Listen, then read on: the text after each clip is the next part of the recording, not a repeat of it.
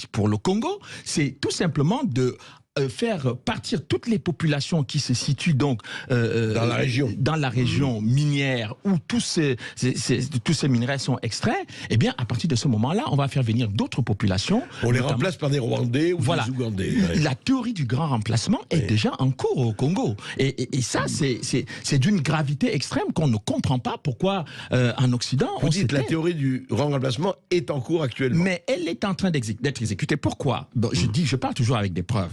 Alors, il se trouve qu'il y a plusieurs années de cela, le professeur Bernard Debré m'avait reçu dans son bureau à l'hôpital Cochin, après avoir été ministre de la Coopération. Il m'a dit que les Tutsis du Rwanda, du Burundi et de l'Ouganda envisageaient de créer un empire Tutsi dans la sous-région. Ils avaient des velléités hégémoniques et que cela allait se réaliser avec pour épicentre la République démocratique du Congo. Ils voulaient créer ce qu'ils appelaient eux-mêmes la République des volcans. Et moi, j'ai écouté le professeur Debré pendant 45 minutes, mais je trouvais ce projet tellement ubuesque que je n'imaginais pas que c'était possible. Parce qu'il s'agissait, en fait, les Tutsis dans la région sont minoritaires, c'est une minorité. Donc, comment ils allaient être en mesure de réaliser cela? Et puis, ça m'a été dit ensuite par l'ancien conseiller spécial du président Mobutu, qui a vécu cela de l'intérieur. Mais plus tard, lorsque j'accède aux archives de l'Élysée, je découvre que le chef d'état-major particulier du président François Mitterrand, le général Christian Queneau, dit également la même chose. Mais Empire Tutsi. Oui, c'est écrit. Mais c'est écrit dans. Il a tenu ses propos à 2 reprises depuis en 1994. Là, je vous parle de 1994.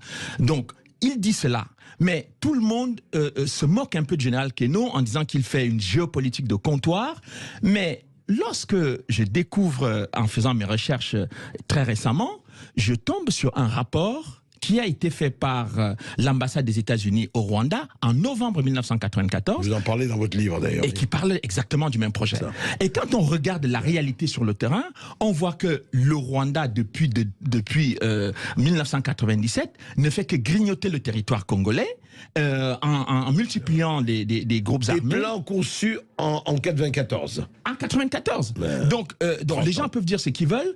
Qu'est-ce qui peut justifier la coïncidence entre ce que M. Bernard Debré m'avait dit, ce que le général Queneau a dit, les rapports qui sont faits par les services de renseignement américains, mais surtout l'ambassade des États-Unis à Kigali? Comment cela peut-il coïncider avec la réalité sur le terrain? Et donc ça, je veux bien que les gens continuent de spéculer, mais les Congolais sont plus importants. Récemment, lors d'une déclaration publique au Bénin, Paul Kagame a commencé à revendiquer des terres au Congo. Et ça, personne n'a réagi. Et donc, quand on sait quand même que la question de l'intangibilité des frontières héritées du système colonial est quelque chose qui est aujourd'hui reconnu par l'Union africaine comme quelque chose qu'il ne faut surtout pas toucher. Donc, comment peut-il revendiquer des terres au Congo alors que... Et il a revendiqué publiquement. Mais publiquement, pas de réaction au niveau africain, pas de réaction au niveau européen, pas de réaction au niveau international. Tout à fait hallucinant, c'est vrai.